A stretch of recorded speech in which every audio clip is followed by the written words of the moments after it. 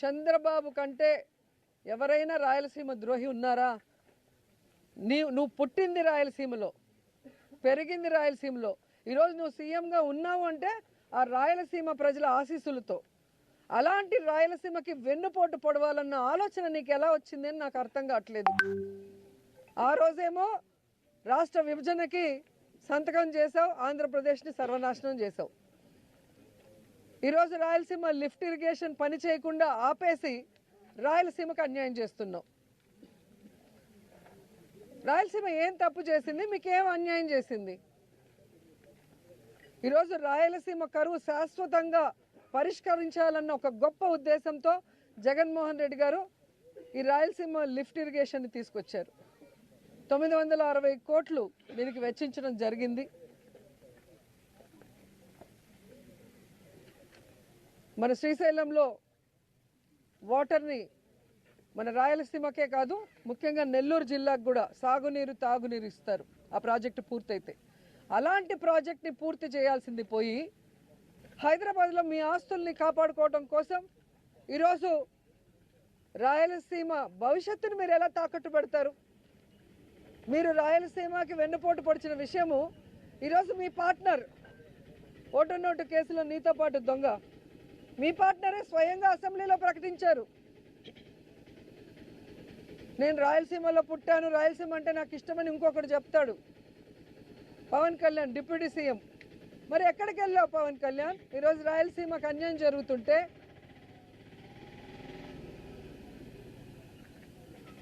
ఈరోజు రాయలసీమకు వెన్నుపోటు పోస్తుంటే చంద్రబాబు నాయుడు గారు ప్రశ్నించకుండా కత్తందిస్తున్నావా? దీనికోసమేనా నువ్వు పార్టీ పెట్టింది? దీనికోసమేనా నువ్వు కూటమిలో చేరింది? దీనికోసమేనా చంద్రబాబు నాయుడిని గెలిపించింది? ఇంకా 15 సంవత్సరాలు చంద్రబాబు నాయుడు ముఖ్యమంత్రి చేయడానికి పనిచేస్తూనే ఉంటారు. దేనికి? ఈ రాష్ట్రం అనేది లేకుండా, మ్యాప్లోనే ఆంధ్రప్రదేశ్ అనేది లేకుండా చేయడానికే ఆయనతో జత కలుస్తామని అడుగుతున్నా. మీరు వచ్చింది రాష్ట్రాన్ని బాగు చేయడానికో, రాష్ట్ర ప్రజలకు మంచి చేయడానికో కాదనేది అందరికీ అర్థమవుతుంది. కేవలం కక్ష సాధింపులు, రెడ్ బుక్ రాజ్యాంగం అంటూ ఏ విధంగా విచ్చలవిడిగా అరాచకాలు చేస్తున్నారు, అన్యాయాలు చేస్తున్నారు, దోపిడీలు చేస్తున్నారు ప్రజలందరూ గమనిస్తున్నారు.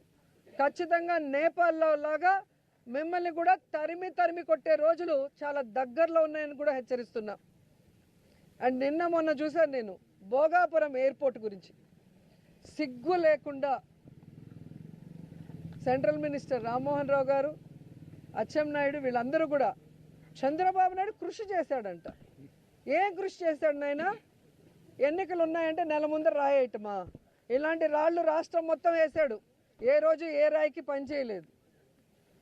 జగన్మోహన్ రెడ్డి అక్కడికి వెళ్ళి ల్యాండ్ అక్విజిషన్ చేయటం కానీ, అక్కడున్న రైతులకి కాంపన్సేషన్ ఇచ్చి పునరావాసం కల్పించడం దగ్గర నుంచి, దానికి అమౌంట్ని కేటాయించి దాన్ని శరవేగంగా పనులు చేయించడం అనేది అందరూ గమనిస్తున్న విషయం. అండ్ సాక్షాత్తు జిఎంఆర్ హెడ్ మల్లికార్జున్ గారే చెప్పారు కదా, ఆ రోజుల్లో వైఎస్ఆర్ గారి చేతుల మీదుగా శంషాబాద్ ఎయిర్పోర్ట్ కట్టాను, ఈరోజు ఆయన కొడుకుల చేతి మీదుగా భోగాపురం ఎయిర్పోర్ట్ కడుతున్నా, నాకు చాలా హ్యాపీగా ఉంది అని. ఇంత స్పష్టంగా వాళ్ళు పబ్లిక్గా మీటింగ్స్లో చెప్పిన దాన్ని ప్రజలు వినలేదనుకున్నారా, చూడలేదనుకున్నారా, లేదా మతిమరుపులు ప్రజలకు అనుకున్నారా? సిగ్గు లేకుండా అబద్ధాన్ని చెప్తున్నారు. ఇదే రామ్మోహన్ గారిని నేను సూటిగా ప్రశ్నిస్తున్నా. మీకు దమ్ము ధైర్యం ఉంటే ఆల్రెడీ చంద్రబాబు నాయుడు అదే సమయంలో నెల్లూరులోను కుప్పంలో కూడా ఎయిర్పోర్ట్ కడతానని రాయేశాడు కదా. మరి భోగాపురం కట్టగలిగిన వాళ్ళు ఎందుకు ఇవి కట్టలేకపోయారు? మీ అబద్ధాలు నమ్మటానికి ఎవ్వరు లేరు. మీరు నిరూపించుకోవాలి అంటే ఈ నెల్లూరులో ఎయిర్పోర్టు, కుప్పంలో ఎయిర్పోర్టు మీ చంద్రబాబు నాయుడు స్టోన్ వేశాడు కదా 2019లో, దాన్ని పూర్తి చేసి చూపించండి. ఈ రామ్మోహన్ రావు కేవలం మైకుల ముందు మాట్లాడటానికి తప్ప పనిచేయడానికి పనికిరాడు అని నేషనల్ మీడియానే ఏ విధంగా గడ్డి పెట్టిందో మీరు చూశారు. మొత్తం దేశంలోనే మన రాష్ట్ర పరువుని ఈ మంత్రి గారు ఎలా తీశారో అందరూ చూశారు. ఇంకా సిగ్గు లేకుండా ఆయన అబద్ధాలు మాట్లాడుకుంటుంటే ఇలాంటి వాళ్ళని ఏం చేయాలో అర్థం కావట్లేదు. నాకు తెలిసి విదేశాల్లో అయితే ఇలా తప్పుడు వాగ్దానాలు చేసే వాళ్ళని, అబద్ధపు మేనిఫెస్టోలు ఇచ్చే వాళ్ళని, ప్రజల్ని మోసం చేసే వాళ్ళని ఎత్తి లోపలేస్తారు జైల్లో.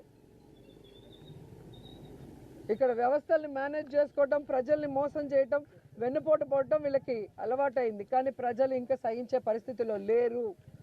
మొన్న ఈ మధ్య మీరు చూశారు కదా, మెడికల్ కాలేజ్ ప్రైవేటీకరణ విషయంలో కానీ, రైతుల విషయంలో కానీ ప్రజలంతా రోడ్డు మీదకి వచ్చి ఈ కూటమి ప్రభుత్వం మీద ఎంత కోపంగా ఉన్నారు, ఎంత ఆవేశంగా ఉన్నారో కళ్ళారో చూశారు. కాబట్టి ఇంకా ఇలాంటి అక్రమ కేసులు పెట్టుకుంటూ మా నాయకుల్ని ఇబ్బంది పెట్టాలి,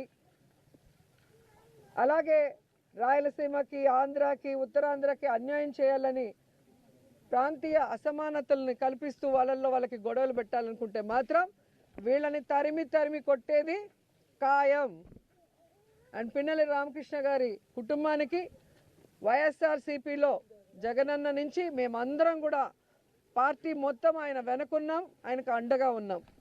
పార్టీ పెట్టక ముందు నుంచి అన్నతో నడిచిన వ్యక్తి, పార్టీ కమిట్మెంట్ ఉన్న వ్యక్తి.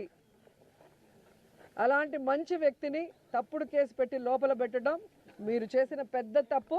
ఇప్పటికైనా సరిదిద్దుకోండి, లేదంటే దీనికి 100 రెట్లు మీరు అనుభవించాల్సి వస్తుందని కూడా హెచ్చరిస్తున్నాం.